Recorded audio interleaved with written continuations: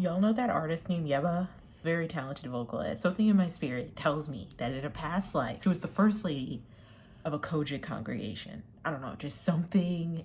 Because the way that lady be singing, the way that lady have chords, the way that lady have vocals is uncanny. And I knew that in a past life, she was somebody's first lady, somebody's first mother, somebody's church mother, because she was doing an acapella of some type of song. And she was sitting, and you know someone's gonna sing when they got their finger up like this and they're harmonizing, like hand on leg, hand on thigh, and she was just harmonizing, and I was just like, you've been here before. Like, y'all need to listen to Yeba. Welcome to my channel.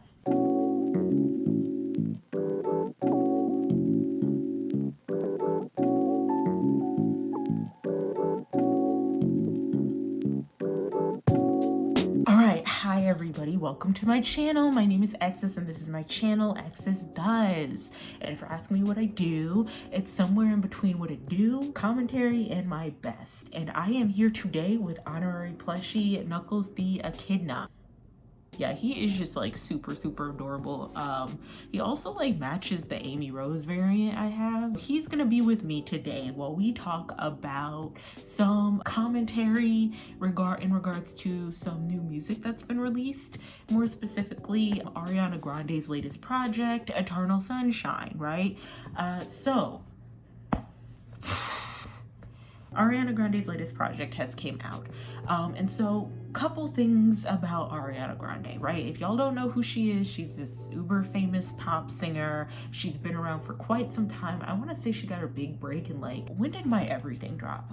Yeah, so she made her first big break in 2014 with her first studio album. No, this is the second studio album, LOL, JK. She made her big debut into the music industry in August 30th, 2013 with her very first debut studio album, Yours Truly, okay? Before that, she was known as playing Kat in the infamous Nickelodeon TV show called Victorious. Arguably, she was probably one of the most well-preferred or the most well-liked characters on that TV franchise. Later on, she did a spin-off with, I believe it was Jeanette McCurdy, where they did like Sam and Kat. So when Jeanette McCurdy was doing iCarly and Ariana Grande was doing Victorious, they did a brief spin-off called Sam and Kat, but that didn't last too long at all. Personally, I didn't really know too much about Ariana Grande outside of my friends in college like gushing over how pretty she was, and that's all I knew about her. And then I heard like one song, I think it was The Way with her and Mac Miller.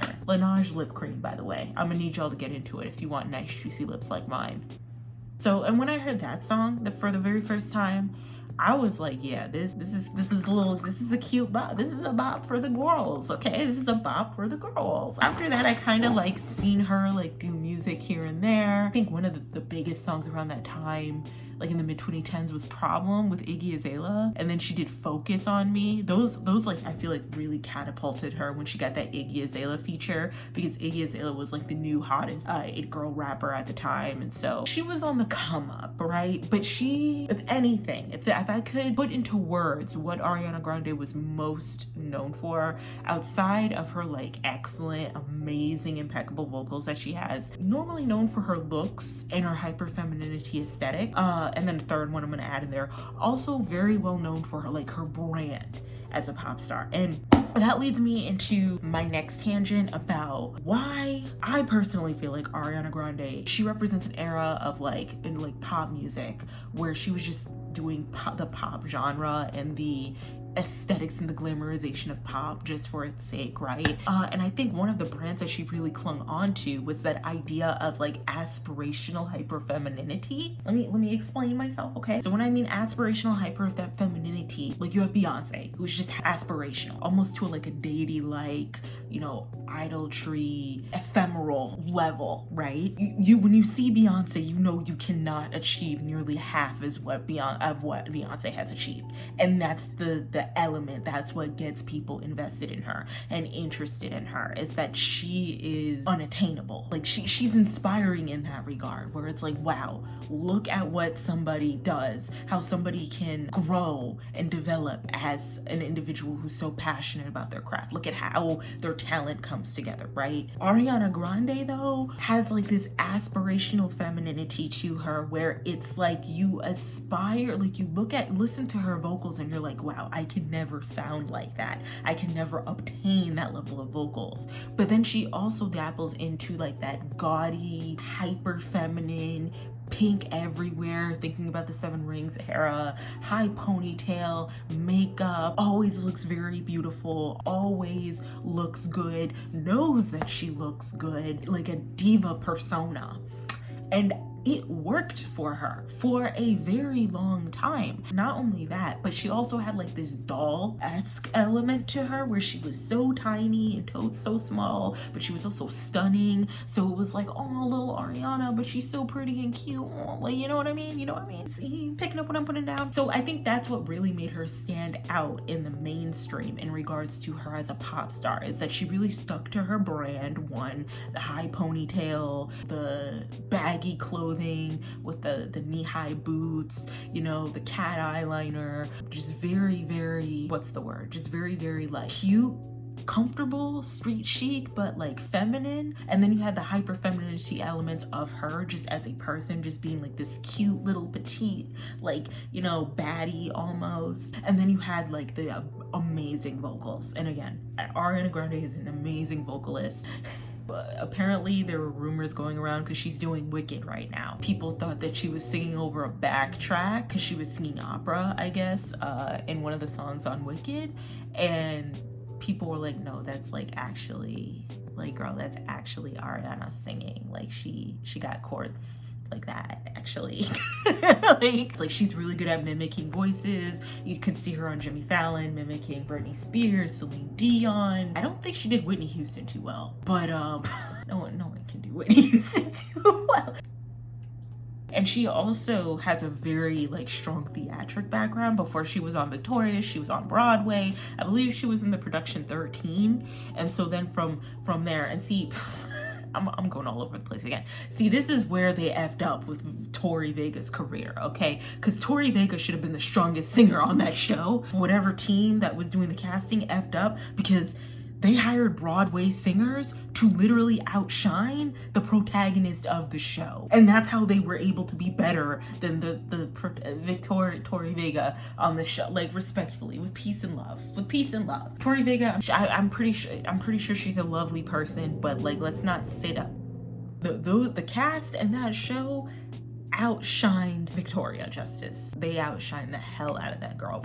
Okay, like, Ariana Grande, amazing vocalist, but was able to stand out because of her brand. She had a really good brand. However, and this was before I figured out all of the controversies she had with the plethora of men that she chose to be with while they were in relationships, I noticed that there always seemed to be like this sense of like disdain towards her. I remember playing games with one of my friends and they said that they found her to be a little bit more like bimbo-esque, you know, like not down to earth. You know, that's true. That's like, you know, she does have that bimbo core aesthetic, but you know, the way he was saying it was very much so like, ew, not relatable, gross. You know, it was just like we don't like hyper femininity like that. And so when it came out that Ariana Grande had a bunch of controversies pertaining to the relationships that she chose to be in, starting in her Victorious days, where apparently she was with a background actor who had a girlfriend, and then all of a sudden the girlfriend finds out that they're no longer together because Ariana Grande's in the picture.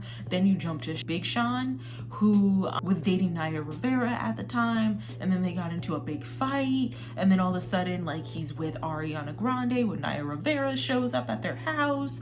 And then to Mac Miller, which they had a stable relationship, so I don't know why that didn't work out, but I guess it didn't work, so they broke things off. And then all of a sudden she's up under Pete Davidson, and it comes out that Pete Davidson's girlfriend at the time wasn't ready to break up with Pete, but they were on their way of breaking up, and he just kind of left her to be with Ariana Grande. And then it comes out that she's with Dalton Gomez. Her and Dalton go through their little divorce, right? And then she's with Ethan Slater, which, if y'all don't know who Ethan Slater was, he was on the Broadway version of SpongeBob SquarePants, which isn't a bad musical, by the way. Y'all should watch it. That musical's cute. And he was in that, yeah, which is a choice. Who am I to sit up here and tell her who she should be with? Who you love is who you love, right? But then you find out that Ethan Slater had a wife, and then you find out that Ethan Slater's wife had a kid with him. And then you find out that he divorced his wife a year after they had their kid. And then you find out that he divorced his wife a year after they had their kid to go be with Ariana and be engaged with her. And then it's like, oh, and then, because we're not done, okay? Ariana does her rollout of Eternal Sunshine, and then she drops Yes and. And when I first saw Yes and, I didn't know any of the stuff going on behind the scenes. I didn't know what was going on. I didn't know SpongeBob's wife was over here in shambles. I had no idea. I didn't know he had a kid. I was just like, okay, yes and, all right? And I'm not gonna lie to you. When that song came out, I wasn't impressed. And the reason why I wasn't impressed is because more or less, it feels as if up until this point, it felt like Ariana Grande was hopping, like the last to get into trends, if that makes any sense. I feel like the perfect era that was on brand for her was the Thank You Next era. Like, if you could think of like, okay, what's peak Ariana? Thank You Next era Ariana, and maybe Sweetener Ariana. But every single like album that's came out has almost always been a reflection of the era of music that has came out around that time. When My Everything came out, you started hearing her experiment with more house sounds, right? One last time, yeah, you know? And then she kind of redid the song Problem that she had on her first album with this new song called Focus. And then in the Sweetener era, we started hearing more trap beats because that sound was getting a little bit more popular, and we still had elements of the house sound from before. And then you know, Thank You Next just felt very like Ariana. Like, it just felt like, okay, this doesn't sound like there's a wave being ridden. It sounds kind of like she's getting to know herself a little bit. And then Positions, it's kind of like, okay, this feels different than what we've been listening to. This feels like, okay, I think she knows her brand. Granted, I think Positions personally, did I miss Dangerous Woman? Dang, I missed Dangerous Woman. Her Good Girl Gone Bad era, yeah, I missed that. So her Dangerous Woman era was when she came out with Side to Side in the mid 2010s, which had like this tropical house sound, which was really trending in 2010s. Gentrified version of like dancehall music, you know. And then we had the Sweetener era, which had that trap beat, like a little bit of the trap music, some house music here and there, you know. I think this is where we hear like some production with the trumpets a little bit. And then you have the Thank You Next era. And I feel like this is like very like, okay, this is the sound we're going with. And then after that, we started seeing Positions, where it was like, okay, we're solid in our sound. Granted, like I said, I don't think Positions was her strongest piece of work in my opinion, but then we get to Eternal Sunshine, and we get to the controversy behind Eternal Sunshine, and then it feels kind of like, you know, like I said, I have thoughts, and my thoughts started with, one, the controversy of her being with Ethan Slater after it had came out that Ethan Slater had left his wife and 1-year-old to go and be with Ariana Grande. Two, it being known that Ariana Grande has done this type of stuff before, where she has gone to be with men who have been in relationships and they dump their girlfriends to go and be with her. But also three, just kind of like the pompous attitude to the controversy she had, where she came out with her song Yes and in the middle of it she's like, why do you care who's I ride? Why? And you're just kind of like, oh God, like this isn't the optics, honey. Like, but outside of that, like when that single came out, That's not how I wanted Ariana Grande to reintroduce herself into the music space. You know, like that's not what I wanted. Don't know if y'all noticed this. We're going through an R&B renaissance where a lot of the nostalgic R&B sounds are coming in with a lot of like early 2000s Y2K sound. Think Destiny's Child, think Usher, think about that sound. That's the renaissance that we are bringing up again with artists like, well, Summer Walker's been doing it, but also artists like Flo. I was just hoping that Ariana Grande would give me something similar to what Flo was doing. And we heard sounds of that through Fantasize, and I was just like, all right, bet this album is going to be the album where she's going to give us full-blown Y2K, doing that early 2000s. Tony Braxton, He Was a Man Enough for Me, Whitney Houston, It's Not Right, but It's Okay, I'm gonna, you know, like I thought she was gonna give me something like that, right? And she didn't. She dropped a house single to start her rollout into the mainstream again. And in all honesty, the song was cute. Like it had to grow on me. And I think one of the reasons why, again, this is something I've noticed about Ariana as an artist, feels like she hopped on trends up until her Thank You Next era.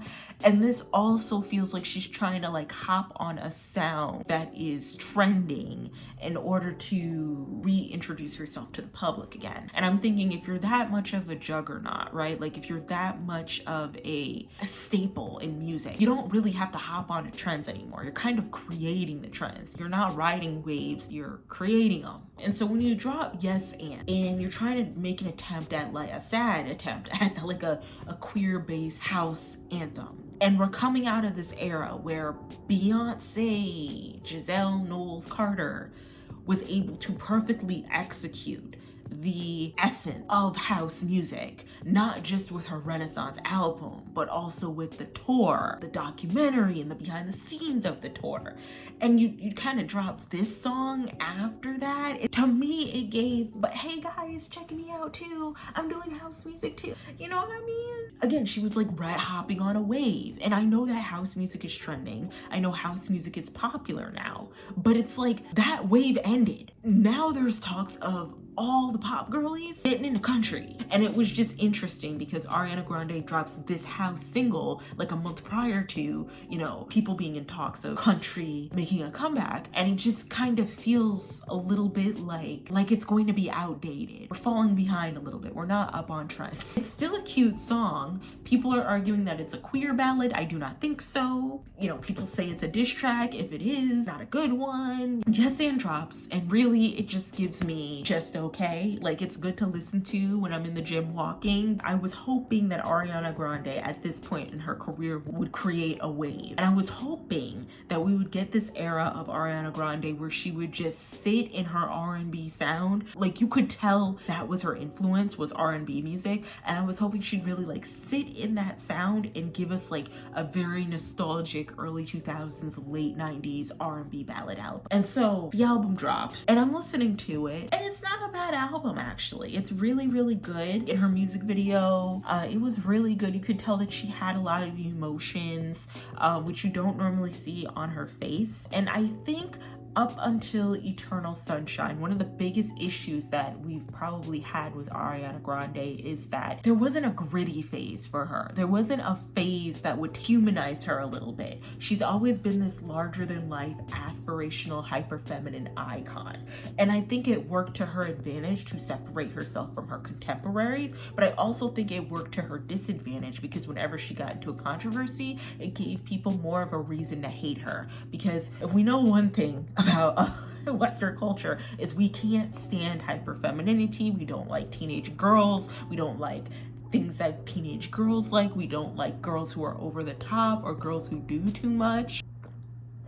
We don't like that at all. We don't like hyper femininity. And that's what Ariana Grande represented.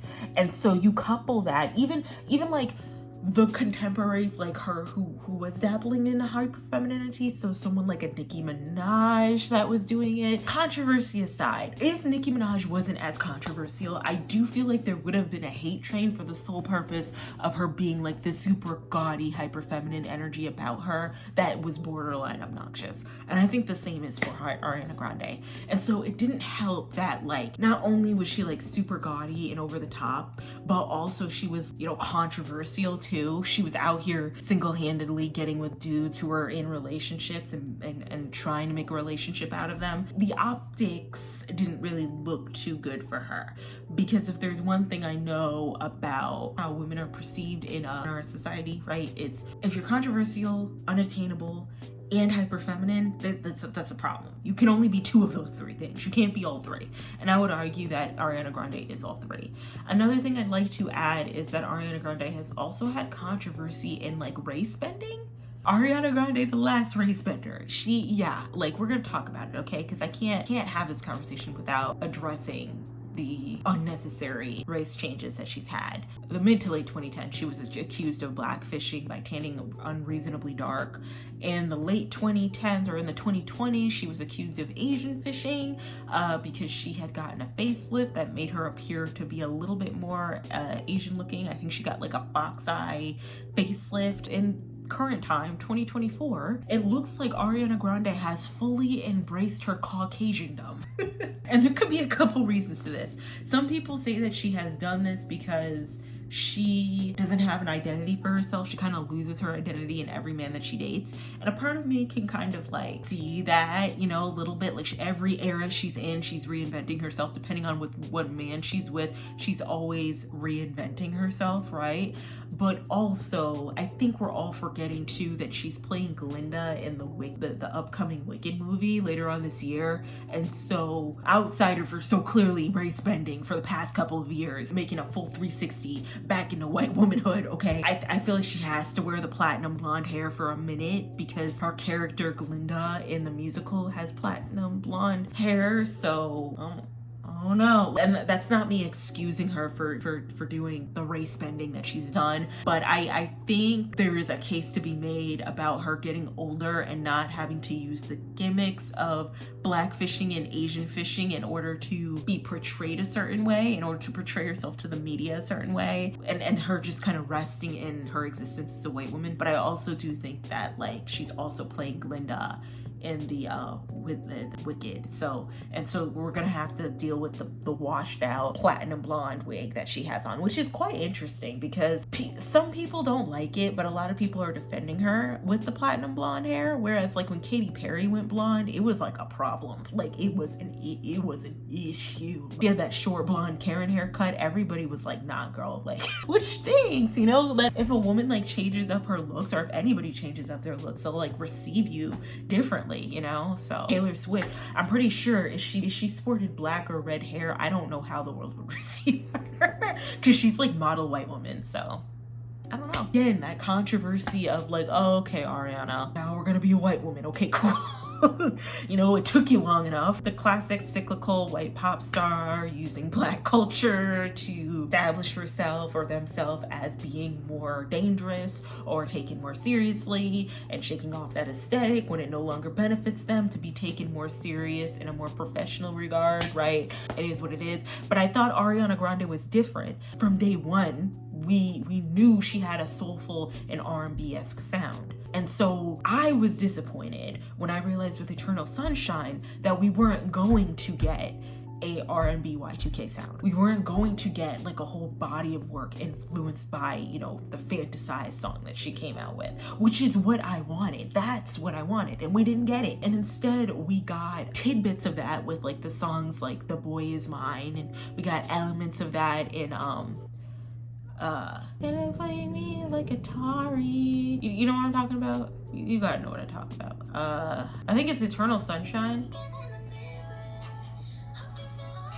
That song slaps. But anyway, yeah, that song. You heard it a little bit in there, but no, I wanted a full body of work like Fantasize. That's what I want. That would have made me be like, oh, thank God. I wanted more of The Boy Is Mine, which leads me to my next point about like the album in general and as a body of work. It does feel a little bit like she's still riding a wave when I feel like she doesn't have to. But I also feel like this album is incredibly necessary because it humanized Ariana Grande from being like this super unattainably aspirational hyperfeminine icon and transforming herself into a more subdued, open and honest, broken individual. And so some album like this had to have came out by Miss Ariana, because if it didn't, I don't think people could relate to her too much. However, it backfired and people ended up not relating to her as much because of all the controversy that was happening with her behind the scenes in regards to Ethan Slater and her exes and how she's obtained those boyfriends that she used to be with.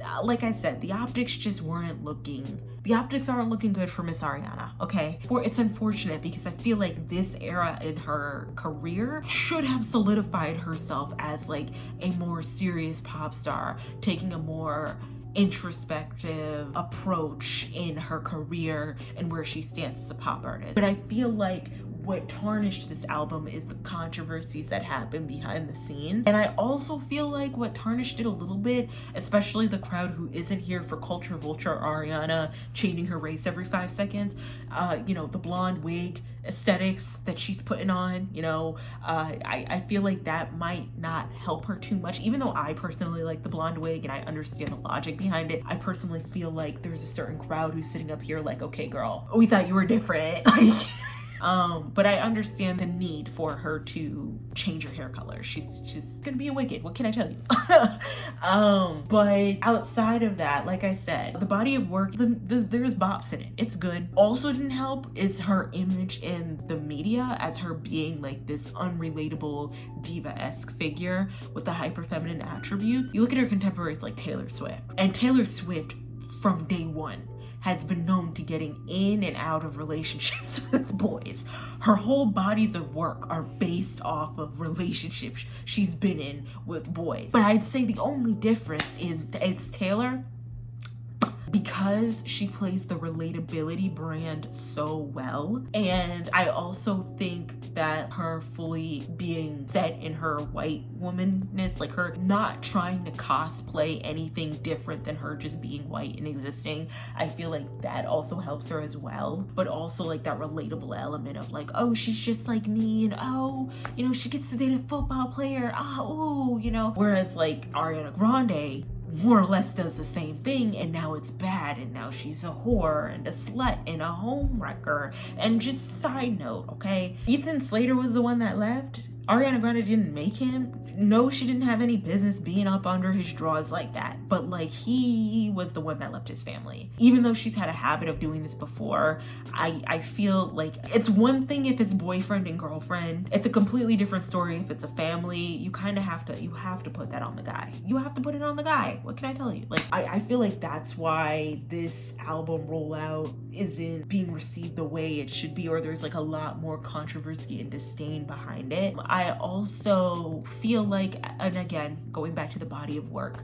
it feels a little bit like it's riding a wave, again, with singles like Yes and. I do like songs like The Boy Is Mine. I think that's a very great song. The messaging behind it and knowing what's happening behind the scenes, you're just like, oh girl, like you're talking about Ethan Slater and he's going through a divorce with his wife and their 1-year-old. Eternal Sunshine, and like you can kind of see like where her sound is going, but it still has that element of like, let's just hop on to trends a little bit. And then even the last 2 songs, Ordinary Things and Normal, Imperfect for You, very beautiful song, but already like Ordinary Things kind of threw me off a little bit because and I love a Nona. I love somebody's grandma getting on the track talking their shit.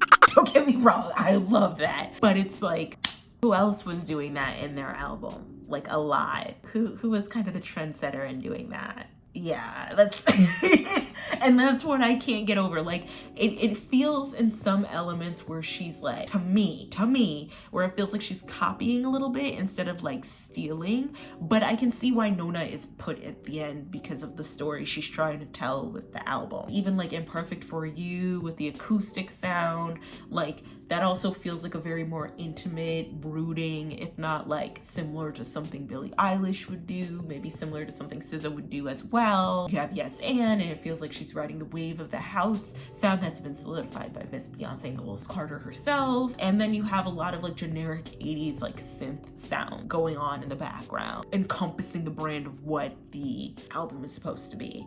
By the way, Knuckles is red and the colors for Eternal Sunshine are red. This was a good move on my part. Like everything matches, right? All in all, I think the album is good enough. I wish it was longer. I hear there's going to be a deluxe album coming out soon, or like a deluxe edition coming out soon.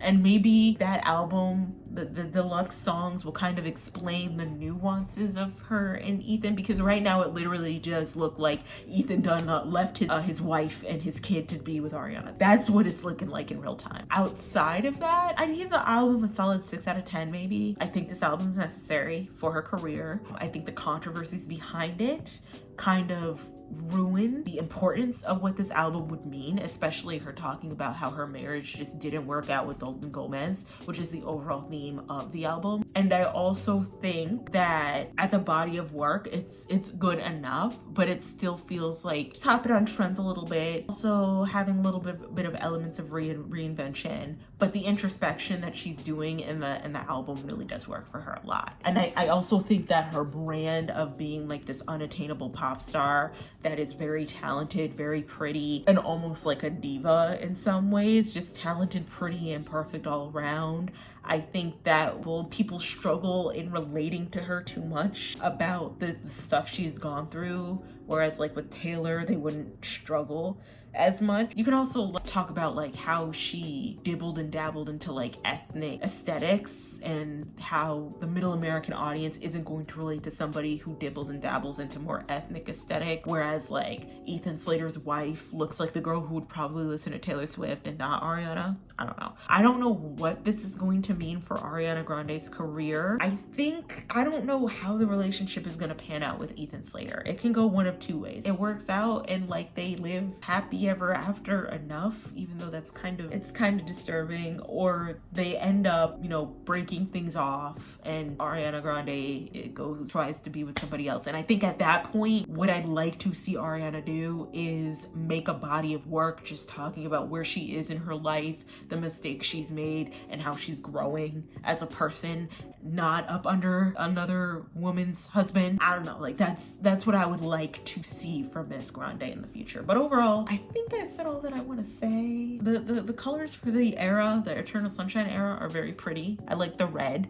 It's very on trend, but it's also very haunting and brooding, and I like that. Every time I hear her perform, I get a little sad inside because it feels like she's growing up before my eyes. Even though she's like my age, she's like a year older than me. But it's like, how dare you get older, Miss Ariana? Like, I'm treating her like Messiah Martin for some reason, even though she's like 1 year older than me. Because it really does feel like at one point she was like little Cat Valentine on Victorious, and now she's like an adult on SNL in like a cozy fur coat singing about her eternal sunshine. And it's like, dang, what happened? Where did the time go? And even her doing covers of The Way, and then just kind of seeing how she's like evolved, it's just like she's getting older. And she also doesn't have the black person cosplay to rely on.